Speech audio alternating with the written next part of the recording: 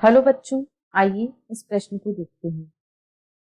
यदि डीएनए की प्रारंभिक मात्रा 2C हो तो कोशिका चक्र की किस प्रावस्था में कोशिका में डीएनए की मात्रा 4C या 4C स्तर तक हो जाती है? विकल्प ए केवल G2, विकल्प बी G0 तथा G1, विकल्प सी G2 तथा M या विकल्प डी G1 तथा S।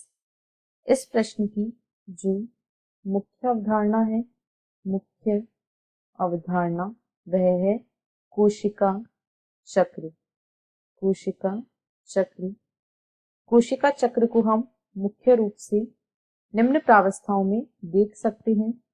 यदि कोशिका चक्र की बात करें तो इसमें दो प्रावस्थाएं मुख्य रूप से पाई जाती हैं। अंतरावस्था, पहली अंतरावस्था जिसे इंटरफेज कहा जाता है, तथा दूसरी प्रावस्था होती है जिसे एम फेज या विभाजन प्रावस्था कहा जाता है। एम प्रावस्था या विभाजन प्रावस्था इसे कहा जाता है। अंतरावस्था जो होती है, यहाँ पर कोशिका वास्तविक रूप से विभाजित नहीं होती है, बल्कि इसमें कोशिका के विभाजन हेतु आवश्यक तैयारियों को पूरा किया जाता है।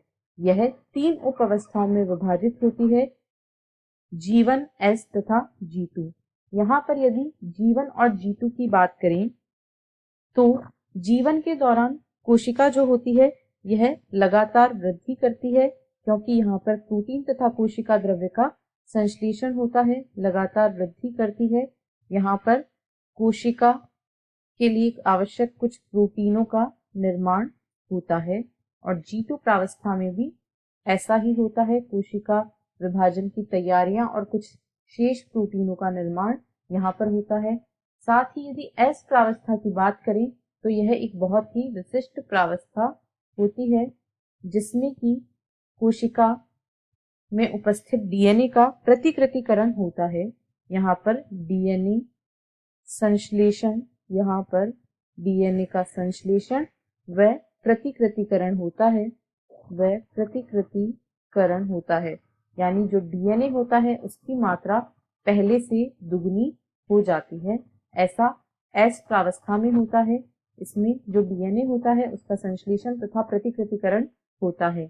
इस प्रकार यदि हम डीएनए की बात करें तो यदि किसी कोशिका में प्रारंभिक डीएनए की मात्रा 2C है तो अब हम G1 से शुरू करते हैं, क्योंकि G1 जो है वह सबसे पहली प्रावस्था होगी, क्योंकि कोशिका चक्र में सबसे पहले अंतरावस्था आती है और अंतरावस्था की प्रथम अवस्था G1 होती है।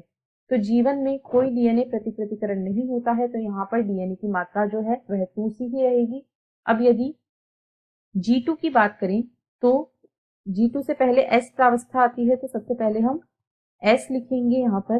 तो S प्रावस्था में अभी हमने देखा कि डीएनए का प्रतिकृतिकरण होता है और डीएनए अपनी मात्रा को दुगनी कर लेता है, यानी यहाँ पर जो डीएनए की मात्रा होगी वह 4C हो जाएगी।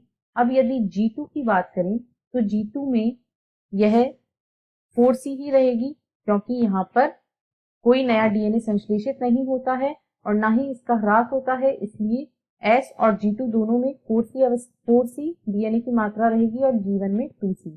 अब यहाँ पर यह इंटरफेज या अंतरावस्था पूर्ण हो जाती है और उसके बाद में M या विभाजन प्रावस्था शुरू होती है और यहाँ पर भी जो डीएनए की मात्रा है वह 4C ही रहेगी। तो हम यह कह सकते हैं कि G1 में डीएनए की मात्रा 2C होती है तथा S, G2 और M प्रावस्थाओं में इसकी मात्रा बढ़कर 4C हो जाती है। अब यदि हम दिए गए विकल्पों को देखें तो विकल्प ए में कहा गया है केवल G2, तो केवल G2 में डीएनए की मात्रा 4C स्तर तक नहीं होती है। G2 के अलावा M में भी यह 4C और S में भी 4C ही होती है।